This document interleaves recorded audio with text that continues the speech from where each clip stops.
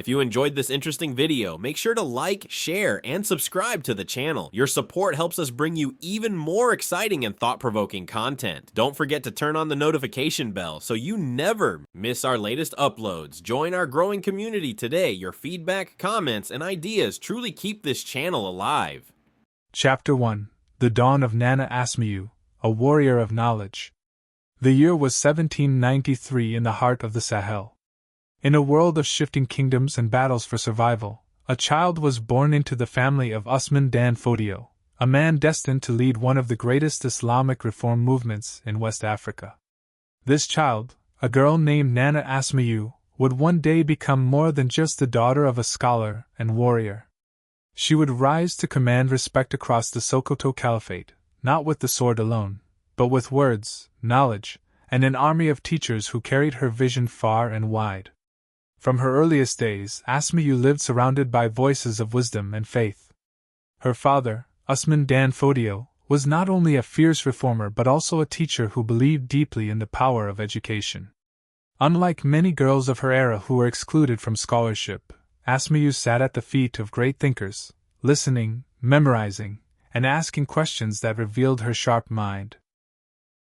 She grew up in a house where books were as treasured as weapons, where debate was as important as the clash of armies. But Asma'u's childhood was not sheltered. The world around her was restless. Clans fought for land. Rival chiefs vied for power. Raiders swept across villages, and fear often spread faster than rain clouds over the savannah.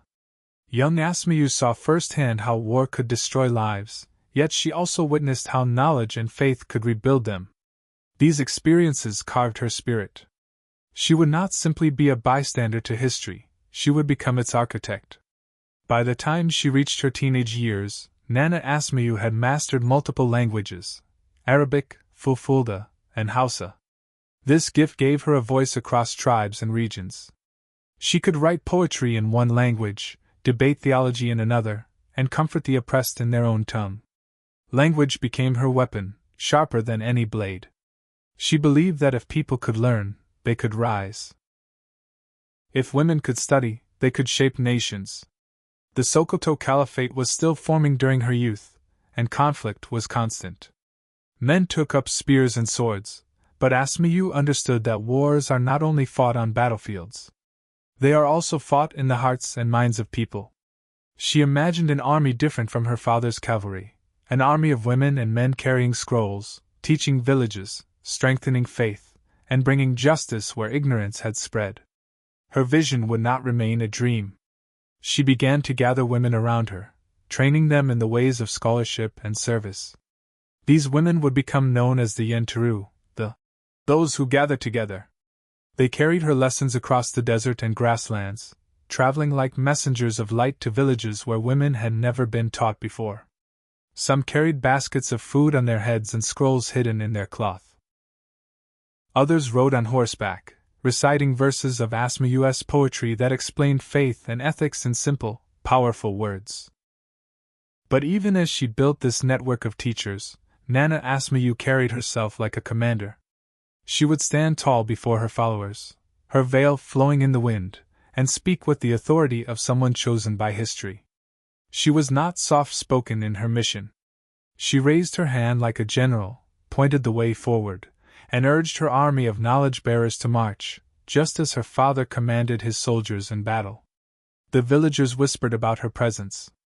They said she had the fire of a warrior but the mercy of a mother.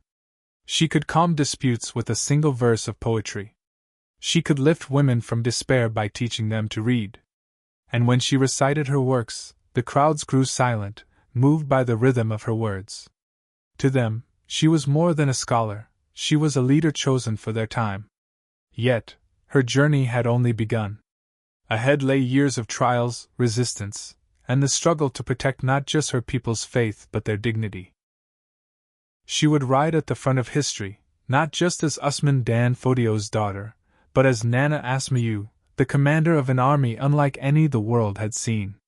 This was her dawn, the birth of a warrior of knowledge whose battlefield was the mind, and whose victory would echo for centuries. Chapter 2: The Call to Command. The Sokoto Caliphate was taking shape. Villages and towns across Hausaland began to feel the reach of Usman dan Fodio's movement. His armies rode out to secure justice, to spread reform, and to unite scattered communities under one banner of faith. But while the men fought on horseback, another battle was being waged in silence, the battle against ignorance.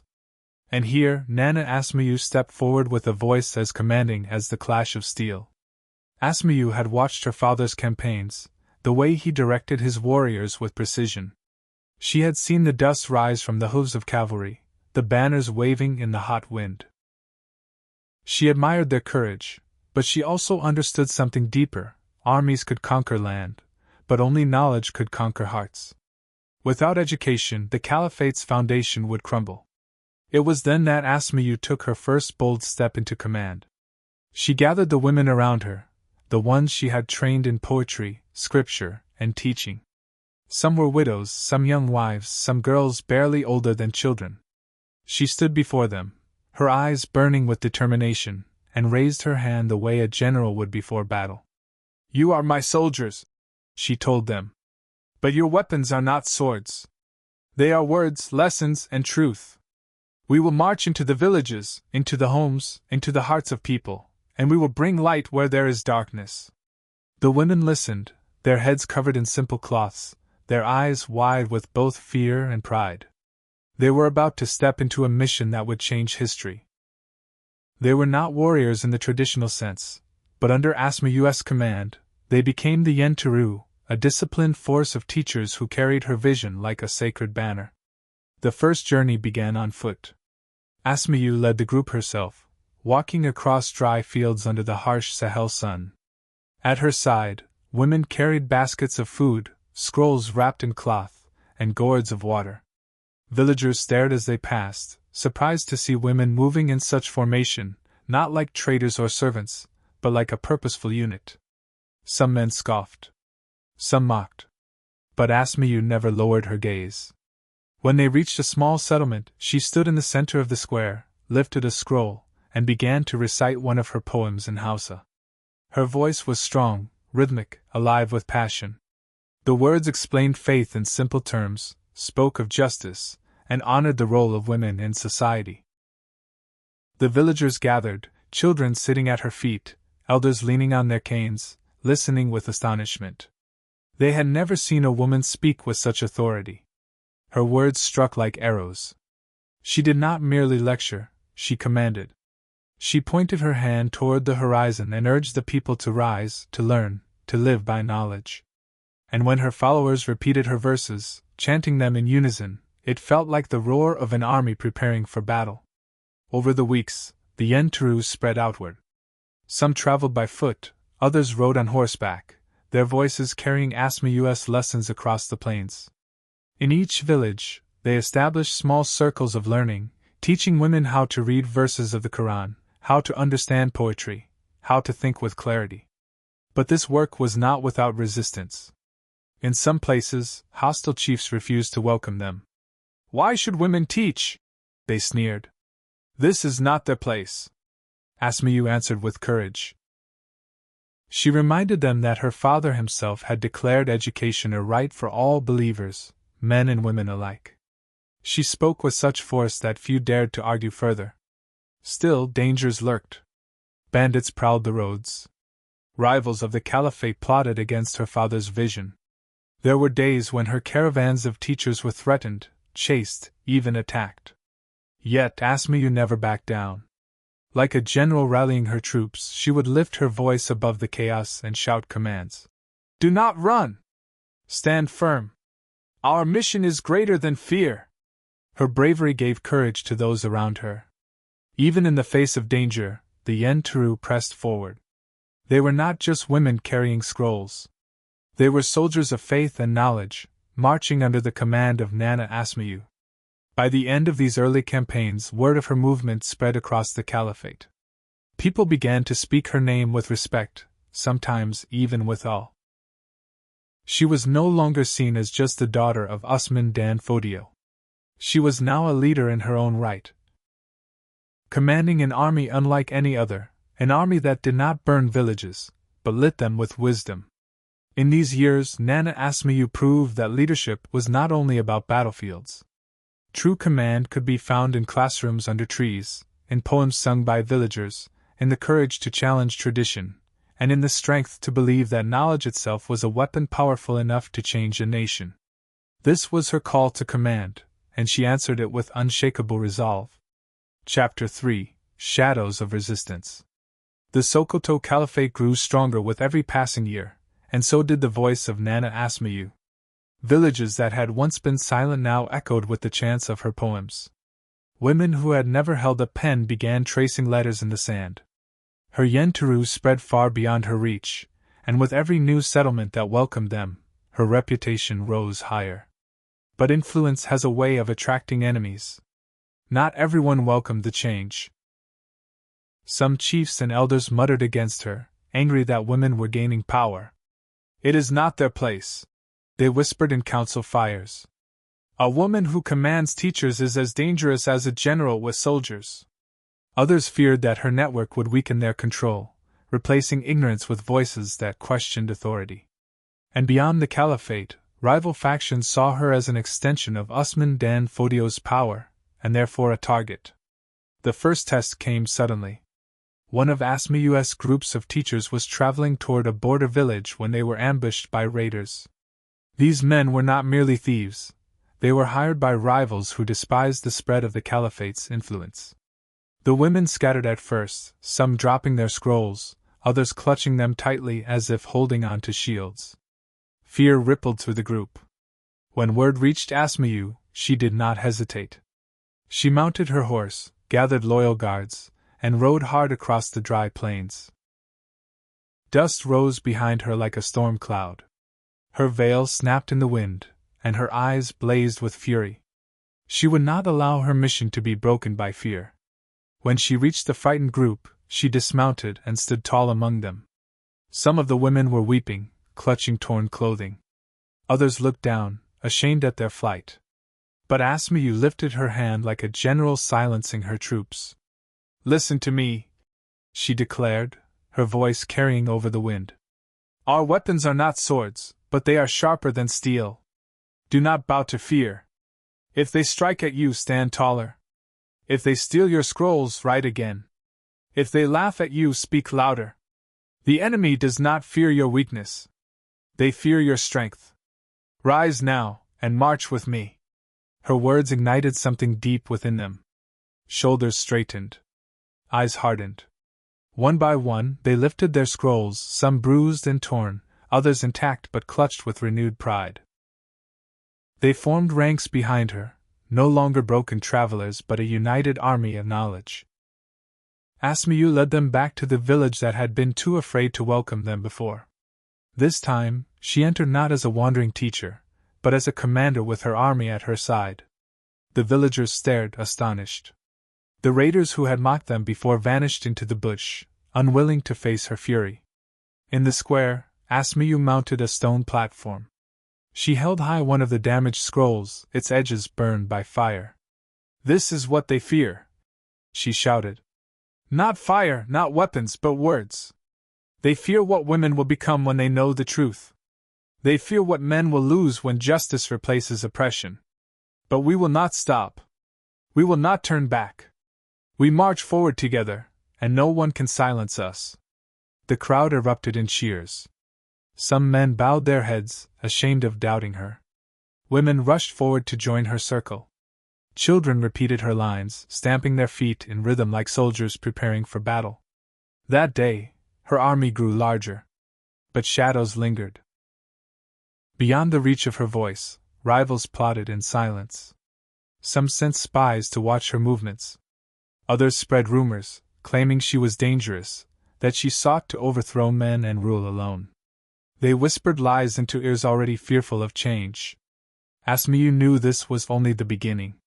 She had stood against raiders and silenced chiefs with her words, but more storms were coming. She understood the truth of leadership. Once you raise a banner, you invite both loyalty and hatred. Her mission was righteous, but it was not safe. That night, sitting by the fire with her closest companions, she lifted her gaze to the stars. The desert was quiet, but her heart raced. "We are in a war without end," she said softly. "But it is a war we must fight. Not with blades, but with light. And we will not falter." The women nodded, their faces lit by the flames. They were not soldiers, yet they were braver than most warriors. They had chosen to follow her, and they would not abandon her cause. Nana Asma'u closed her eyes and drew strength from their faith. She knew the shadows of resistance would grow darker, but she also knew that her fire burned brighter than fear. The battle for knowledge had only begun. Chapter 4: The Army of Knowledge Marches.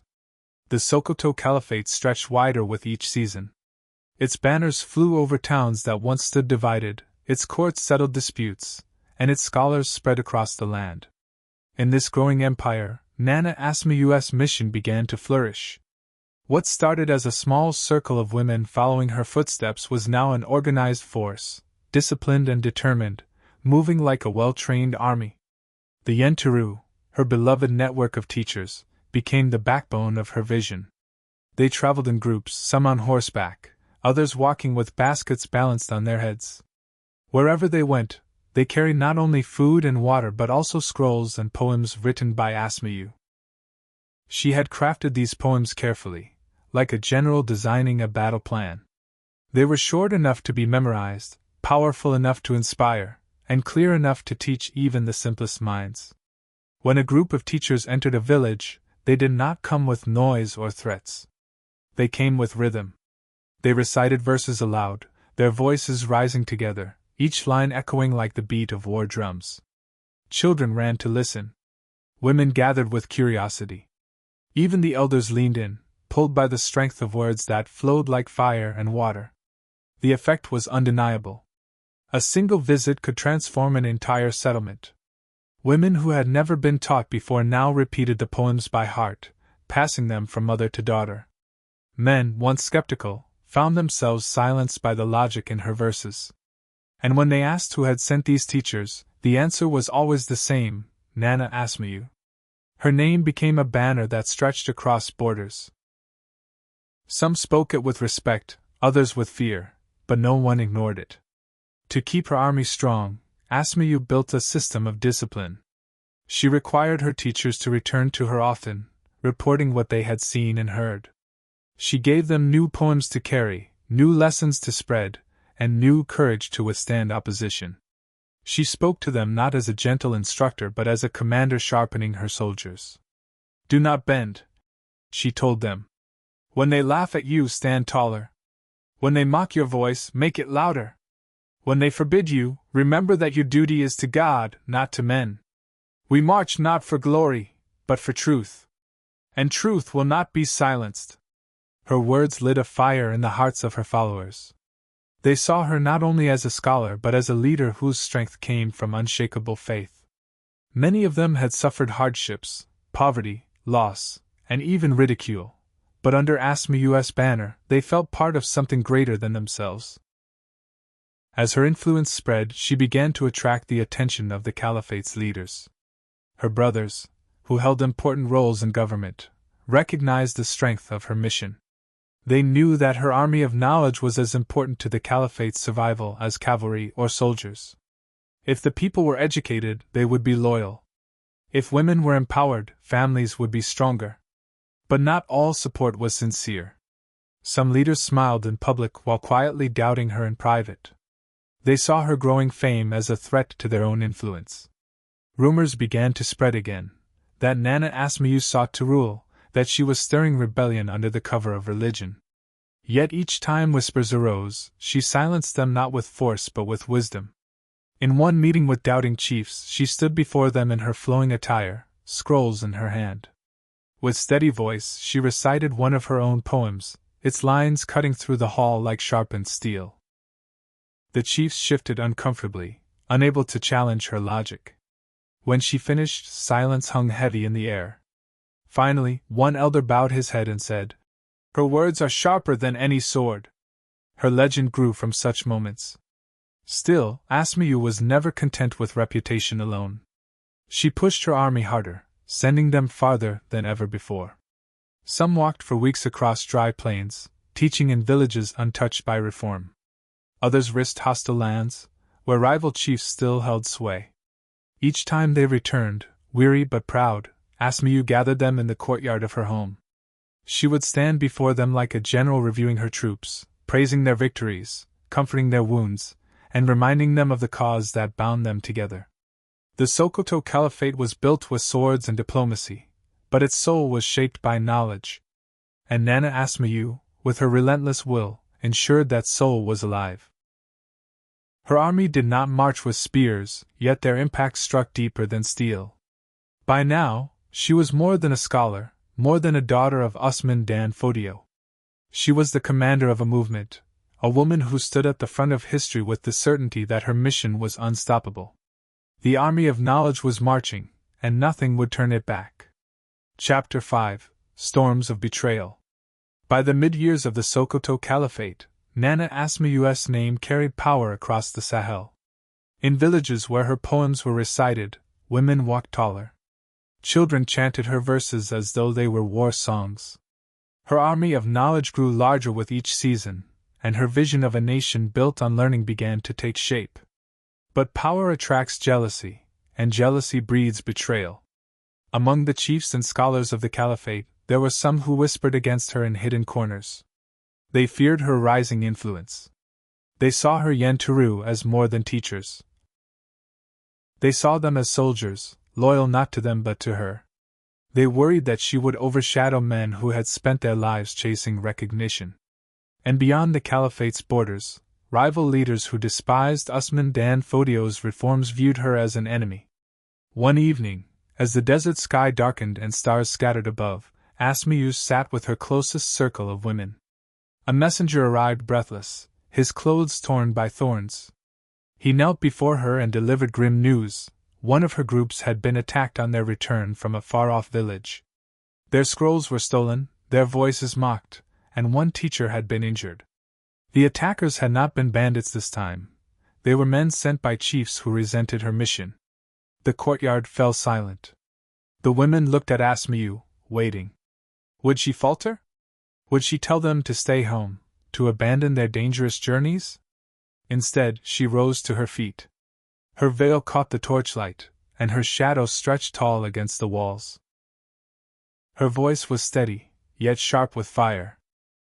They strike at us because they fear us, she said. They fear women who can read. They fear mothers who can teach. They fear truth carried on our tongues. But let them send raiders, let them send mockery. We will not be broken. If they burn one scroll, we will write 10 more. If they silence one voice, 10 others will rise. The women lifted their heads, their fear replaced by determination. The next morning, Asma'u called together the injured teachers.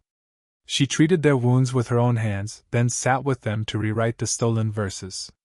Line by line, word by word, she restored what had been taken. They cannot erase us, she told them. Our words live in memory, and memory cannot be stolen.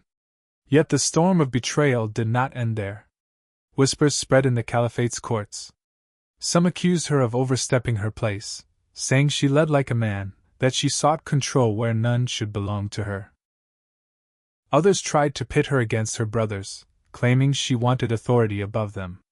The whispers were sharp as knives, designed to divide her from those closest to her. But Asma'u did not fight whispers with whispers. She fought them with presence. At councils, she entered with confidence, scrolls in her hands, her arguments prepared like arrows. When accused of ambition, she answered with humility. I seek no throne. My rule is the mind, not the palace. When accused of rebellion, she answered with faith. I obey God and the Caliph, but I will not abandon the duty of teaching. Her calm shattered her enemies' accusations. She reminded them that her work strengthened the Caliphate rather than weakened it. And even those who envied her could not deny the results: villages more loyal, women more capable, and knowledge spreading faster than swords could conquer. Still, the threat of betrayal lingered.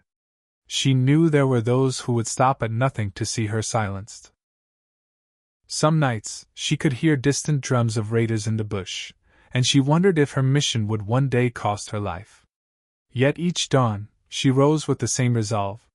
Her army of knowledge looked to her for strength, and she would never let them see her waver. One evening, she stood before her teachers as they prepared for another journey. The air was heavy with the smell of dust and wood smoke. She lifted her hand, as a general before battle. "You are not alone," she told them. "I walk with you in spirit. Our enemies plot in shadows, but shadows vanish at dawn. Carry the dawn with you. Speak the truth louder than their lies. March with courage, for our cause is greater than fear." They raised their scrolls like banners, their chants rising into the night. The courtyard thundered with their voices, a sound more powerful than any war drum. The storms of betrayal had not broken them. If anything, they had been forged stronger.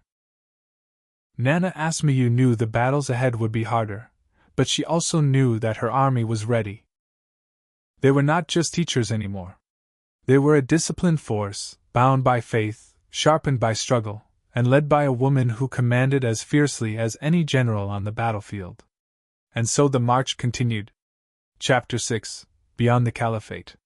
By the 1830s, the Sokoto Caliphate had grown into the largest empire in West Africa. Its armies patrolled vast territories, its rulers settled disputes, and its scholars debated in crowded courtyards. But while men fought for borders, Nana Asma'u's fight had no boundaries. Her words did not stop at Sokoto's edge. They slipped across deserts, crossed rivers, and reached communities far from her father's throne. The Yenturu had become more than a network of teachers. They were now a movement. Women carried Asma'u's poems in memory, passing them from mouth to mouth, until they reached villages she herself had never seen. A teacher might begin a verse in Hausa, and another woman hundreds of miles away would finish it in Fulfulde, proof that the message was alive. Asma'u understood this power. She no longer thought of her mission as limited to the caliphate. She began to speak of it as a fire spreading outward, unstoppable, leaping from village to village, carried by those bold enough to speak. But expansion was not easy. Beyond Sokoto, rival rulers often viewed her teachings with suspicion. In one border region, chiefs barred her teachers from entering, accusing them of undermining their traditions. When Asma'u heard this, she did not rage.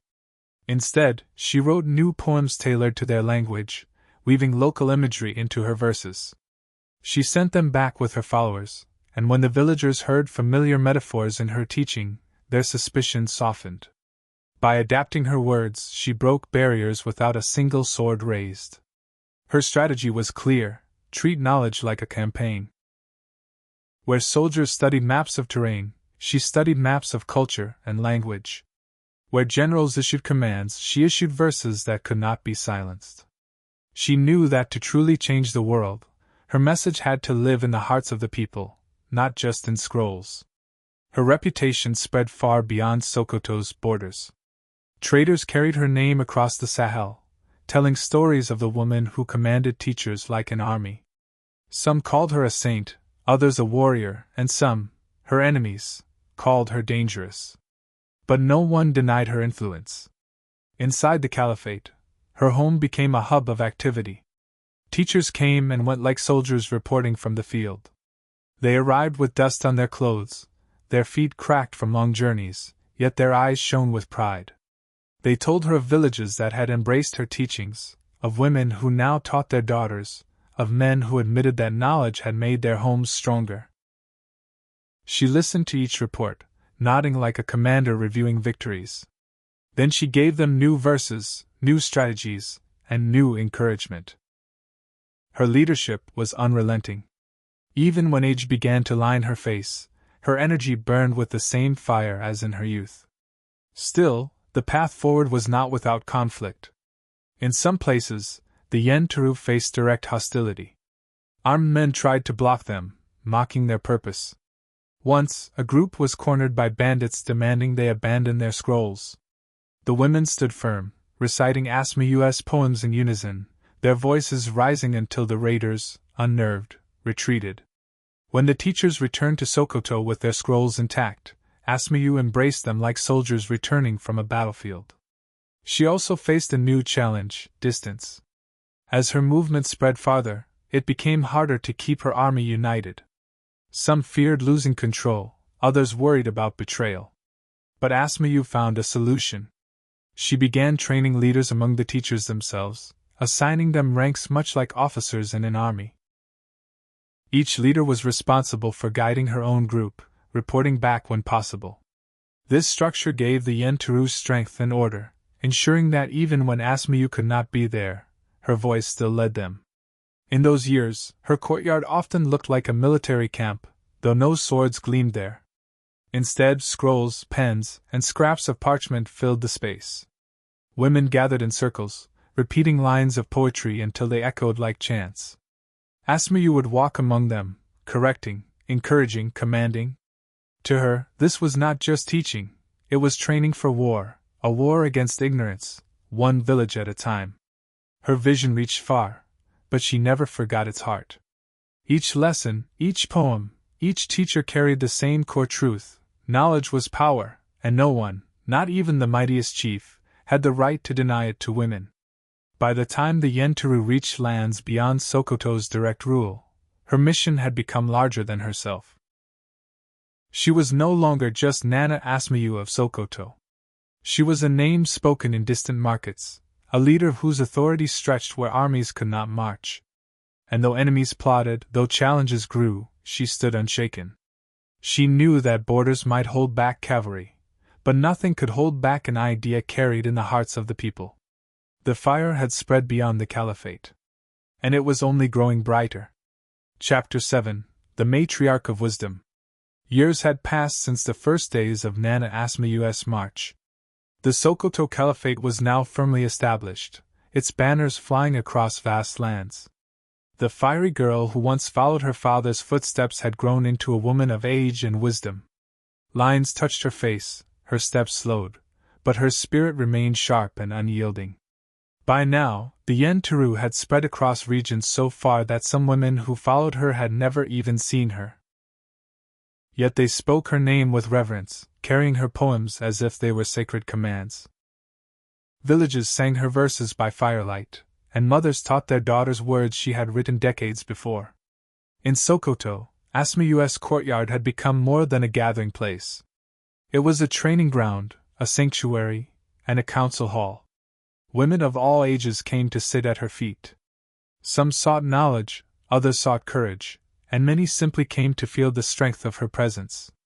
They called her Yowagari, the mother of the town. To them, she was not just a teacher. She was a matriarch, guiding with both firmness and compassion. But with great influence came great challenges.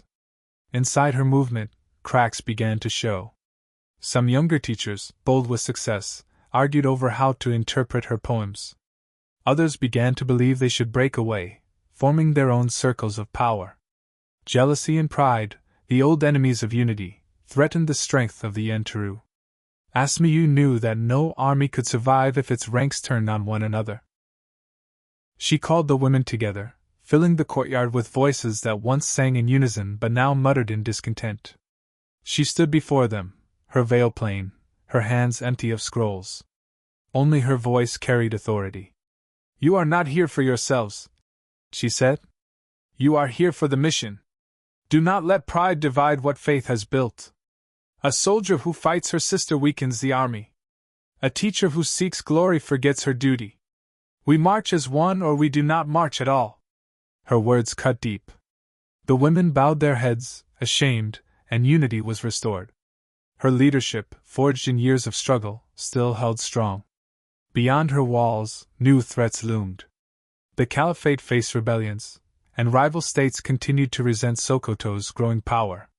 Some leaders, angered by Asma'u's influence, sent spies to disrupt her movement. Rumors spread again, accusations that she sought to overthrow men, that her followers were dangerous, even that her poems were weapons meant to stir revolt. But Asma'u met slander with clarity. When envoys questioned her, she welcomed them to her gatherings. She recited her works openly, letting them hear with their own ears that her mission was not rebellion but renewal. "Our war is against ignorance," she told them. "And ignorance is the only tyrant we fight." In one famous encounter, a chief who opposed her work attended one of her sessions in disguise. He listened as she taught a circle of young women, her words weaving scripture with simple wisdom. When she finished, he could not remain silent. Rising, he declared, "Your words carry more strength than 10 armies.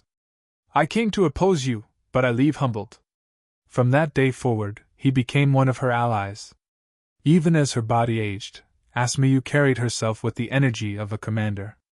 She no longer rode on horseback across the plains, but she did not need to. Her teachers carried her presence wherever they went, repeating her verses like soldiers echoing their general's command. When they returned to Sokoto, they bowed before her, reporting their victories, their struggles, their needs. She listened with the patience of a mother and the sharpness of a strategist. One evening, after hearing of a successful mission in a distant village, she stood before her followers once again. The courtyard glowed with torchlight, the air filled with anticipation. She lifted her voice, not loud, but steady. "I am old now," she said, "but our mission is young. My body weakens, but our cause strengthens. You are the proof that knowledge cannot die. Even when I am gone, you will march. You will teach. You will lead. And the world will know that this army does not belong to me alone. It belongs to every woman who carries truth in her heart." The women wept, not with sorrow, but with pride. They knew she was preparing them for the future, shaping them into leaders who would stand without her. From that moment, Nana Asma'u was no longer just the commander of the Yen Teru. She was their matriarch, the living embodiment of wisdom, strength, and faith. Her presence united them, and her words ensured that even after her time, her movement would endure. The army of knowledge had grown beyond her command. It was now a legacy, one that no betrayal, no rival, no time itself could erase. Chapter 8: Passing the Torch. By the 1850s, Nana Asma'u's name had become legendary across the lands of the Sokoto Caliphate and beyond. Mothers told their daughters of her wisdom. Scholars, both men and women, quoted her verses in their lessons. Her poems traveled farther than horses could ride, carried in the hearts of those she had trained.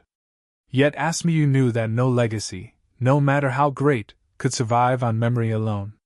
The future demanded preparation. She had lived long enough to see generations grow under her influence. Girls who once sat cross-legged in her courtyard were now women with families of their own. Some had become teachers in distant towns, others had returned with gray strands in their hair. The movement she had built was alive, but for it to endure, it needed leaders strong enough to carry it forward without her. Her first step was to identify the women who could lead as she had once led. She began training them not just in poetry and scripture but in leadership itself. In her courtyard, she set trials as if drilling soldiers. One day, she would tell a young woman to guide a lesson without preparation. Another day, she would ask her to resolve a quarrel among the teachers. At first, the students were nervous, stumbling over words or faltering in the face of tension. But under Asma'u's steady gaze, they grew. "You must be more than teachers," she told them. "You must be commanders of knowledge. You must hold your people together when storms rise, and you must not fear to stand alone if truth demands it." Her words carried weight. They were not soft encouragements but firm commands, sharpened by decades of experience. Many compared her to a general shaping officers. The Yen Teru had always been her army, but now she was grooming her captains to take her place. Not everyone welcomed this. Some men within the caliphate worried about the growing independence of her women teachers. They whispered that too much power in women's hands would upset the order of society. Asma'u did not flinch. She answered such doubts with simple clarity. "Does a tree fall because its roots grow deep? No. It stands stronger. A nation with educated women is not weaker. It is unshakable." Still, the resistance forced her to think carefully. She reminded her followers never to seek power for its own sake. "Our mission is not glory," she said. "It is service. Knowledge is not a crown to wear. It is a torch to carry." Her strategy worked. Even critics began to see that the Yen-Teru strengthened the caliphate rather than threatening it. In villages where her teachers worked, families became more stable, disputes less frequent, and children more disciplined. Her movement proved its worth not in speeches but in results. As her health began to falter, Asma'u spent more time writing. She poured her thoughts into poems that could outlast her voice. Each verse was like a command written for future soldiers of knowledge. Some were instructions for teaching, others were reminders of patience and faith, and a few were warnings against arrogance and division. She knew that words could march farther than she ever could. One evening, she gathered her closest followers. The courtyard was quiet, lit only by the fading glow of the setting sun. They sat around her in a circle, waiting for her voice.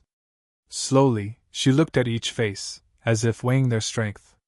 "I have led you as far as I can," she said softly. "Soon my steps will slow, and yours must continue. Do not fear the day when I am gone. Fear only the day when our mission is forgotten. Guard it as you would guard your children. Spread it as you would spread fire in the cold. And above all, remain united, for division is the enemy's sharpest blade." Tears welled in the eyes of her listeners. Some tried to protest, begging her not to speak of leaving. But she silenced them with a raised hand. "This is not farewell. This is preparation. You are the future. And the world still needs you." From that day forward, the women trained with renewed intensity. They no longer saw themselves as students but as heirs. Each one carried themselves with greater responsibility, knowing they would one day stand where Asma'u now stood. And though age bent her body, her presence remained unshaken. When she walked into the courtyard, her followers still straightened their backs as if a commander had entered camp. Her words still held the power to steady a wavering heart or rally a discouraged teacher. She remained the heart of the Yen-Teru, even as she prepared them to beat without her. The torch had not yet passed, but it was already burning in their hands. Chapter 9: The Final March. The seasons of Sokoto had turned many times since Nana Asma'u first began her mission. By the early 1860s, she was in her 70s, a remarkable age in a time when many did not live half as long. Age had bent her back, slowed her steps, and dimmed her sight, but the flame within her remained. Her voice, though softer, still commanded silence when she spoke. Her mind was still sharp, able to recall verses and scriptures with ease. Her courtyard, once alive with the energy of young students, now seemed quieter. Many of those who once sat before her had become leaders in their own right, teaching in villages across the Sahel. Some visited to pay respect, bowing before her like soldiers reporting to a general. Others sent messages written in the flowing script she had taught them, telling her of victories in distant towns where women now held classes for their daughters. Though her influence had spread far and wide, Asma'u felt the weight of time pressing on her. At night, she often sat awake, her prayer beads moving slowly through her fingers, her thoughts returning to her father, her brothers, and the long journey that had brought her here. She remembered the marches of armies, the heat of rebellion, the tension of political struggles. She had lived through wars and dynasties, yet her own war had always been different. "My battlefield has no corpses," she once told a young follower. "But it has victories greater than any sword can win." Still, even as she looked back, she continued to act. She refused to fade quietly into the shadows. Her final years became a time of consolidation, of tying the threads of her mission into a strong fabric that could not be torn. She dictated poems with renewed urgency, ensuring her verses would remain after her voice was gone. Each word was a stone in the foundation of a legacy she refused to leave unfinished. In her last public addresses, she spoke often of continuity. "Do not depend on me," she warned her followers. "Depend on the truth I have given you. Leaders may fall, but truth does not." These speeches carried a sense of finality, and though her students wept, she pressed them to understand that death was not an end but a passage. But the struggle of age was relentless. Her body, once strong enough to ride for miles, now grew frail. Walking became difficult, her breath shorter, her strength uneven. Some whispered that the Yenteru might falter without her. Yet her followers proved otherwise. Even as she weakened, her movement grew stronger. Teachers spread out farther, classes multiplied, and new generations were trained. Her army of knowledge had become self-sustaining, no longer tied to her presence alone. One evening, as the harmattan winds swept across Sokoto, she gathered her closest companions for what many later remembered as her last great lesson. She sat wrapped in a simple cloth, her frame smaller than they remembered, but her eyes still alive with light. "Everything I have done," she told them, "was not for me, but for you, and for those who will come after you. Knowledge is a torch. I have carried it as far as I can. Now you must carry it farther. Let no one dim it. Let no fear silence it. And let no division destroy it." Her words fell into their hearts like fire into dry grass. Many wept openly, but she offered no comfort, only conviction. She wanted them strong, not sorrowful.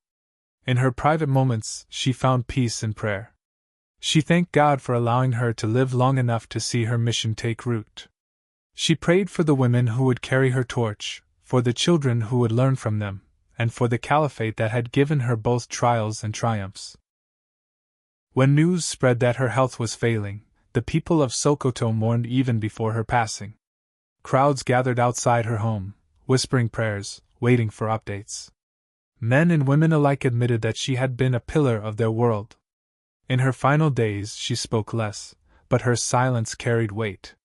Her followers sat beside her, reciting her poems aloud, their voices rising together like soldiers chanting before battle.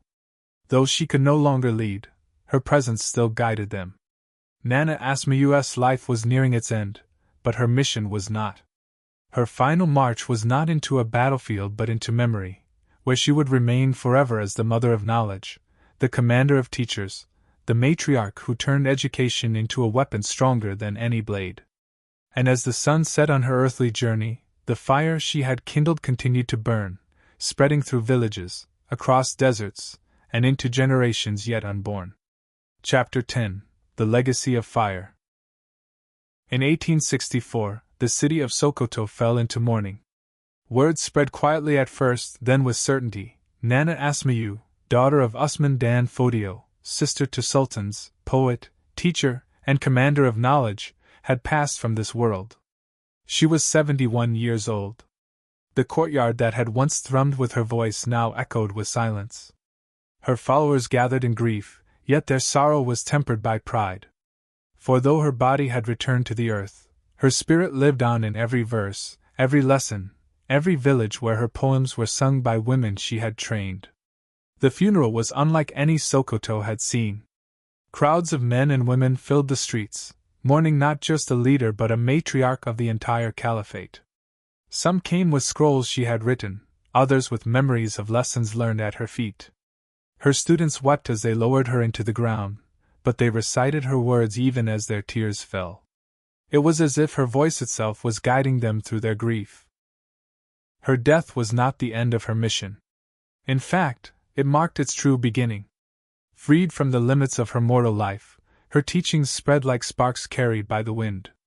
The Yenteru, once seen as her personal army of teachers, became a living institution. They continued their work, training women across West Africa, adapting her lessons to new times and new challenges. Generations of women traced their knowledge back to her. A mother teaching her daughter in a small house of village, a scholar copying a poem into Arabic script, a teacher reciting verses to a crowded circle of students, all of them were carrying the fire Nana Asma'u had lit. Her name became a banner, her poems a shield, her vision a sword. Historians often speak of rulers who conquered with armies, who built empires through force of arms. But Asma'u's conquest was different. She proved that knowledge itself could be an empire, stronger than walls, wider than borders, lasting longer than kings. Her reach extended not through cavalry charges but through memory, song, and faith. Even those who once opposed her came to honor her. Rival chiefs who had mocked her movement now admitted that her work had strengthened their people. Scholars in distant lands quoted her poetry, citing her as proof that women, too, could stand among the giants of Islamic scholarship. To many, she became a saintly figure, a symbol of wisdom and courage. Her legacy also carried a message that survived beyond her own world. She had shown that women were not bystanders in history but leaders, builders, and guardians of knowledge. In a time when many societies silence women, Asma'u raised an army of them, not with weapons but with words. Her vision continues to inspire movements for women's education centuries later, proving that her fire still burns in classrooms around the world. In Sokoto, her house remained a place of memory. Women visited the courtyard where they had once sat in her lessons, now treating it as sacred ground. They told stories to their children of how she commanded teachers like soldiers, how she stood fearless against resistance, how she dedicated her life to ensuring that no girl would be denied knowledge. Even in death, her leadership was felt. Her students continued to meet, her poems continued to circulate, and her influence continued to grow. If death is the silence that follows a leader's voice, then Nana Asma'u defied death itself. Her voice never truly fell silent, it lived on in the voices of thousands who carried her teachings. History remembers her not only as the daughter of a great reformer, not only as the sister of a sultan, but as a giant in her own right. A woman who turned education into resistance, faith into strength, and words into an unbreakable army. As the years passed, her story became legend. And like all legends, it grew larger than life. Some called her a warrior, some a saint, some simply mother. But all agreed on one truth: Nana Asma'u had lit a fire.